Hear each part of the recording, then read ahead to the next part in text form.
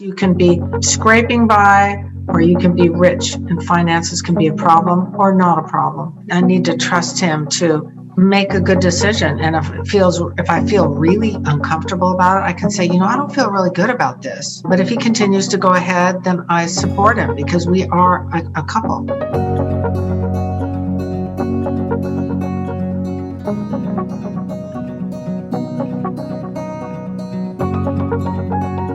Hello, everyone. Welcome back to the Fascinating Womanhood channel, where we talk about everything that has to do with femininity and building strong, long-lasting, loving relationships. I am Cherry Lynn, and I am here with my mom, Dixie Andelin Forsyth. Hi. Hi. We are so excited today to be here to talk about finances in your relationship. Money. I hate, loathe, despise, and abominate money. You also spend it. The money just keeps going out and out. Where's the money? I don't know. Bills, bills, bills. I have enough money to last us for the rest of our lives. Did you say yes because of my money? Well, yes, what? Officer, this man stole a quarter from my purse. Make him give it back. I'll save. I promise. I won't spend a cent on anything again as long as I live. Except that you will inherit your fortune. You cannot even earn ours. Every single month, your bank account is overdrawn. I need someone who needs me desperately. Or at least needs my money desperately.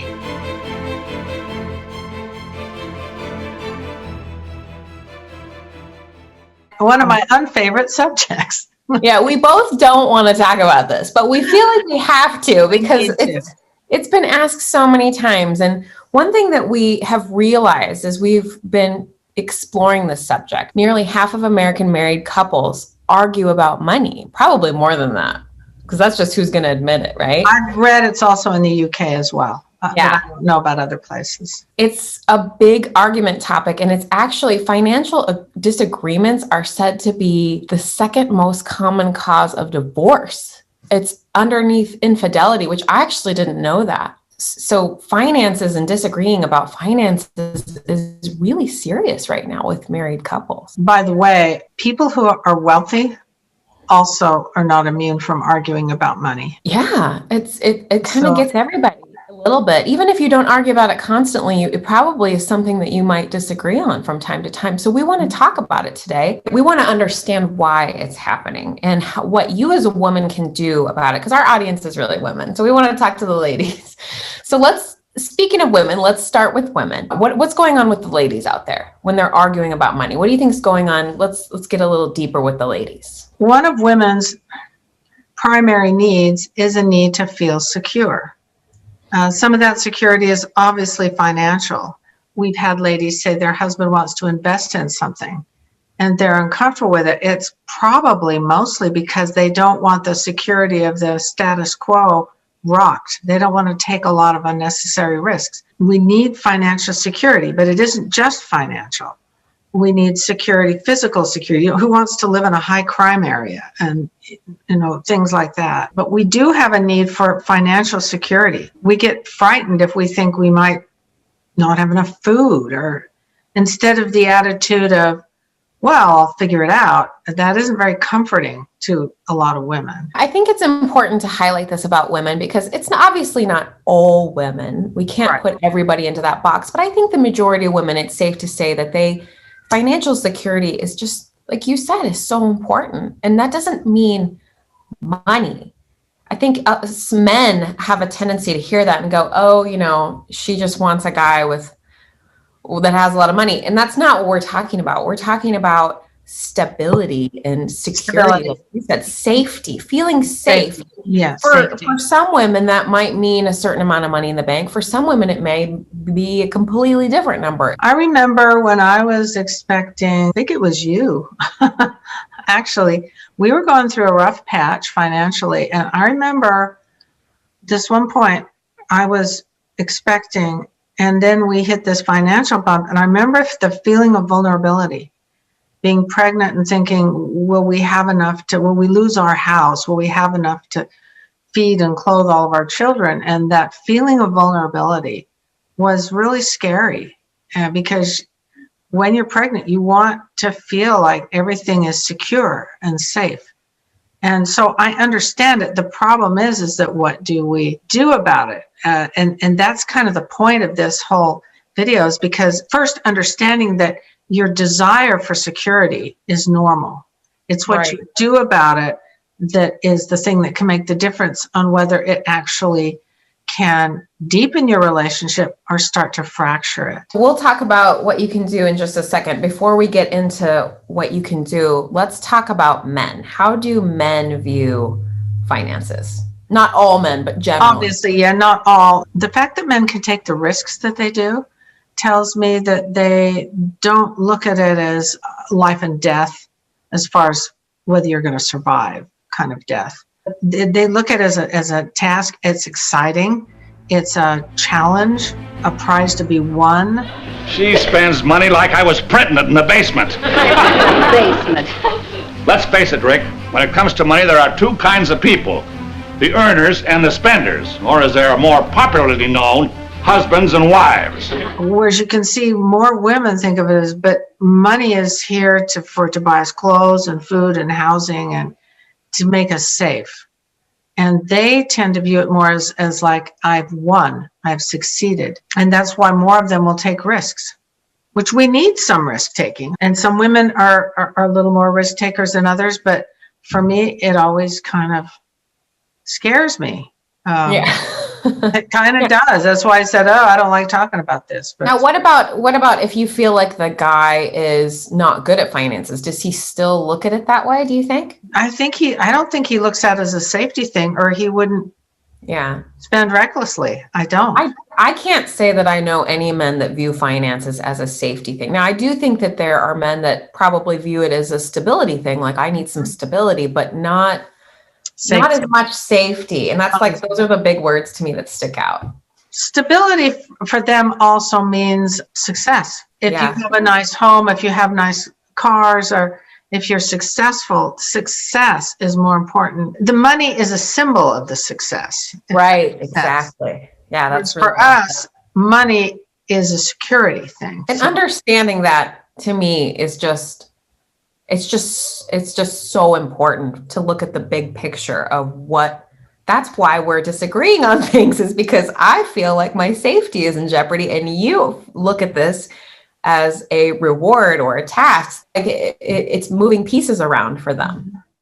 So it's hard to dive into these subjects when you don't have a specific example. Mm-hmm. We had a couple of posts on our private Facebook group from women asking about specific financial disagreements. So we're going to read them and just discuss them to help kind of provide some clarity on what we're talking about before we go into some key points about finances. So the first one is, does anyone have advice for when you struggle to accept your husband's financial leadership? We are both out of work right now, and mine seems content to live off of our retirement savings until he's working again. I think we should rein in on our budget and be frugal, but he wants to maintain the lifestyle we had when we were both working. I've handed over the finances to him, and I don't want to try to wrest control back, but I'm sick with worry over our future and his perceived lack of a plan or direction. I also don't want to discourage him by telling him I don't trust him with our money. He has insecurities in this area, and he shuts down pretty easily when I bring it up. Any advice on how to approach this with feminine sensitivity? I love that example because it just embodies all the questions I feel like we get. The key to this is in understanding him. Now, you and I don't know this couple, especially him. Right. And so we don't know what he's like. She knows him. It says until he's working again. It doesn't sound like he's worried about it. But I can understand her perspective and thinking, yes, but there's no, if he knew I'm going to start working on the 30th or something like that, then she would relax, but she doesn't know. And so it requires faith on her part, which is hard. So what can she do? I'd go with it and just trust him. So in this example, since she has a lot of thoughts about her situation, you're saying don't be afraid to share some of those with him about what she thinks that they should do? She could suggest, but it sounds like he's already told her he feels okay about it. He may be looking for work and feel pretty confident in that. and it might frighten her, but it doesn't really matter because this is one couple. And although we like to help them, doing kind of a broad stroke in general, what should their approach be if they're faced with this?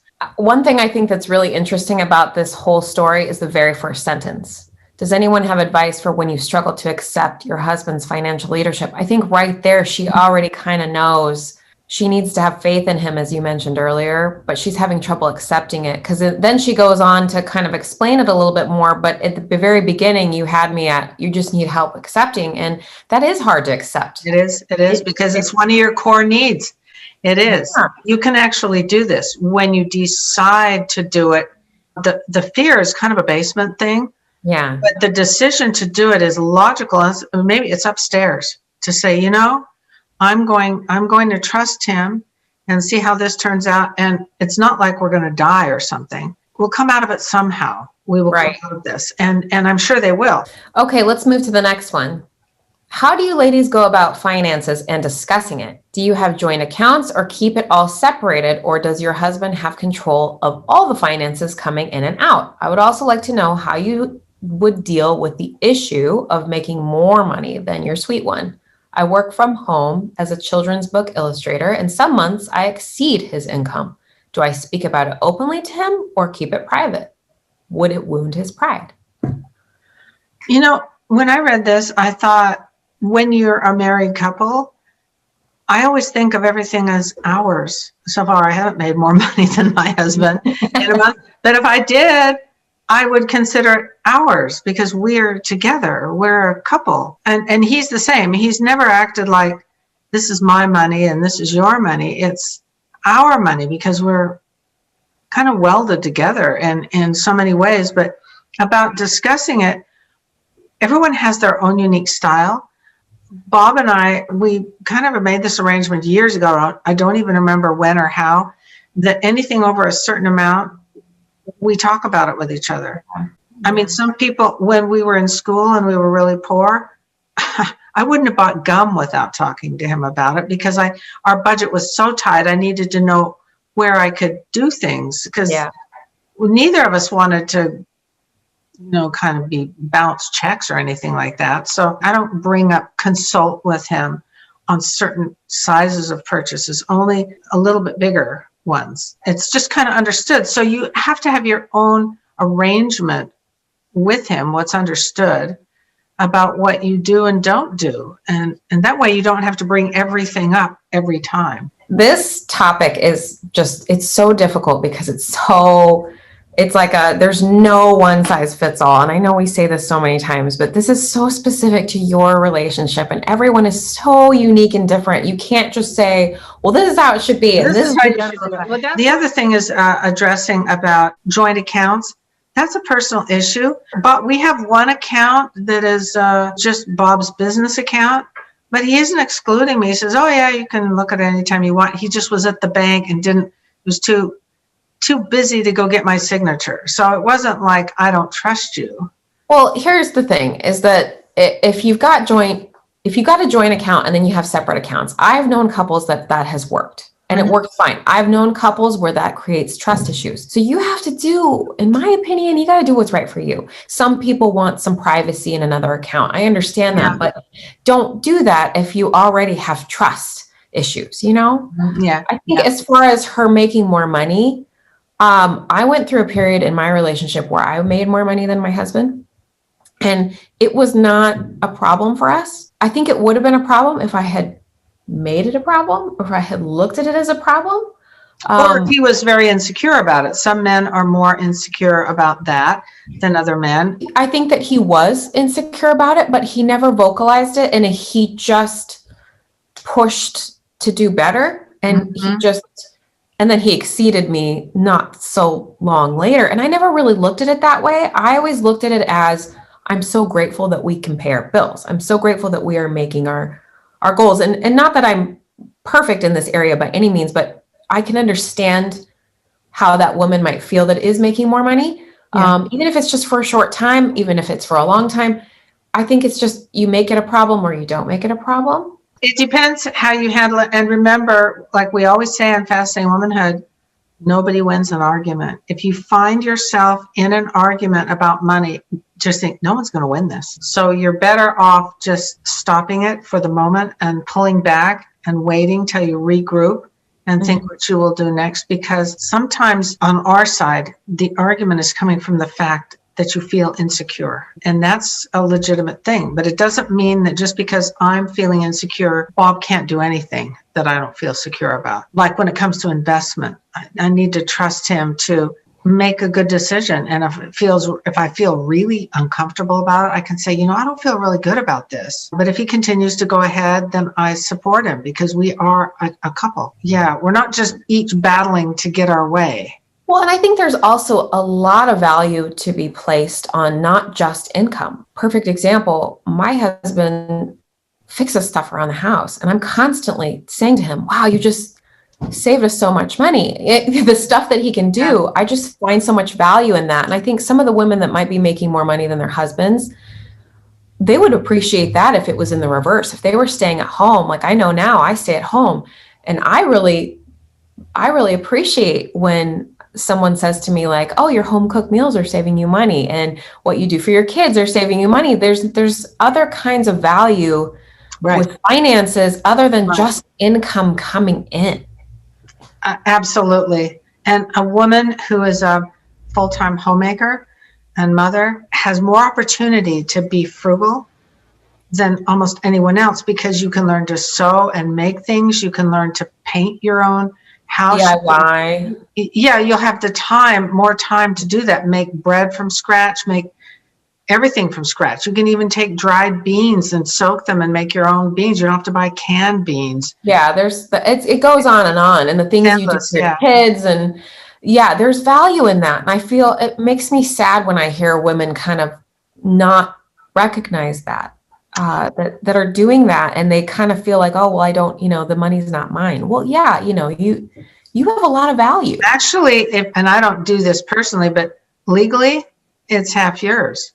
Right. I mean, really. Right. I mean, and I wouldn't throw that up to any man, but just know for yourself that it isn't just his money. Not when you're married. But having that confidence in yourself, knowing how valuable you are, is something that's part of your self-worth and self-esteem. And I just think it's important. Right. Okay, so let's move into our 4 key points that we think our ladies need to understand about finances. Number 1 is strengths of men and women in finances. Who is better? Some women are better at it than men. And for me, that's not me. When I was handling the bills at this one point, I was so stressed out on that day. I had to get a big glass of water and kind of take a deep breath. And Bob just doesn't look at it that way. For me, I am grateful that I don't even open them. He does. And I'm grateful for that. But some women love it and are good at it. And it's a task, and tasks are not masculine or feminine. This is just a task, and how you do it, if you do it well, I don't see how you would suddenly become this more masculine kind of woman just because you're doing finances. I don't see that at all. No, and in fairness, some tasks are more masculine, like some are lifting heavy things. And I mean, there's some tasks that a lot of women don't apply for because they require too much physical strength, and women aren't interested in being loggers for the most part. And we don't tend to like riding bulls, and there's a lot of things that we don't say, hey, women aren't represented enough here. So but finance is not one of those. Math is not masculine or feminine. No, it's not inherently masculine or feminine. And my mother, and I'm like her, so I understand it, hated it, and it was stressful to her. So she thought all women were like her. So there it is. And I will say, for the ladies out there that are good at it, you might not enjoy it. Like I'm actually really good with finances, and I do some of them. We kind of have a half thing going on with us right now, but I don't enjoy doing it. And my husband actually is pretty good at portions of it, and it doesn't, like you said, it doesn't bother him. He can do it. Finances in the modern day aren't just about being good at paying bills. There's also who's good at being goal-oriented, who's better at setting a budget, who's better at the electronic part of bills. Like in my house, my husband is fantastic with all the automatic payments and the all the electronic part of it. He's got it. I've seen his system. He's amazing. So why not have him do it? But then I do more of the frugality part of our budgeting. So, and then I take care of the kids kind of stuff, like how much we spend on, and I try to be more of a coupon person, and he doesn't get as much into that. So there's so many different ways you can view this. It doesn't have to be you take it all, I take it all. Like there's so many different. Yes, and I'm glad you brought that up about the mixed one, where it isn't always. In fact, I do take care of about 3 different bills. It just sort of worked out that way, and I just do it. Yeah. Okay, that's a big one. Number 2, communication is essential, and we're talking about good communication as opposed to arguing kind of communication. I don't know what's the matter with you. Every single month, your bank account is overdrawn. Now, what is the reason? You don't give me enough money? I don't give you enough money! Talking about how you feel instead of accusations. I feel this, and I feel that you're doing a bad job is not a feeling. So, right. I'm sorry you feel that way. I'm sorry you feel that way. Communication is really important, especially upstairs brain communication is really important. I'll tell you what, I think communicating feelings is so undervalued. I think as a woman, you've got to get really comfortable if you're struggling with this, communicating your feelings and doing it in a really loving way. If you tell your husband, look, I would love to buy this car, but I'm going to be honest with you. I am just scared. I'm so scared to take this big a financial plunge. He's going to respect that you are sharing that instead of just going for it. And then down the road, you resent him for spending all that money on something. Or saying to him, you don't care about our financial life if you're going to buy this expensive car. How owning your own feelings. How irresponsible of you to do this. Mm-hmm. None of that is gonna get you anywhere good. Right. Okay. And then number 3, femininity and finances. Is it the manly thing to do? A lot of times it is, but not always. In Fascinating Womanhood, when my mother wrote her book, and this is why I took it out of the vintage edition when I edited it, it needs to be said that when she wrote her book, the part about finances, let the man do it, she did that the way she did because, and I'm the same way as her, she hated paying the bills and doing the financing. She hated it, and she assumed all women hated it. That isn't actually true. She didn't really know, so she put in there what it was like for her. But the truth is there's, whether you handle the bills and the finances or not, it's not inherently unfeminine or feminine either way to do something. It's the way you do it. And some women have more skill. I know a lady who was kind of an accountant type, and she loved tinkering with the books and doing the bills, and she was very good at it. Her husband hated it, and she liked doing it, and she was good at it. And I've known other women like that. So you shouldn't feel guilty if that's your strong area, because we're not all identical. I'm like my mother. A lot of women are like my mother, but it isn't inherently unfeminine to handle the bills. If that's your strong suit, it isn't. Okay, number 4, influence him rather than direct trying to change him. In Fascinating Womanhood, we talk more about influencing your husband. Influencing doesn't mean hinting, and it doesn't mean kind of controlling. It means being an influence on him, which we can do in the way we speak to him and validating him and talking about our feelings, like you said before, and understanding your own feelings. Why does this make you feel anxious?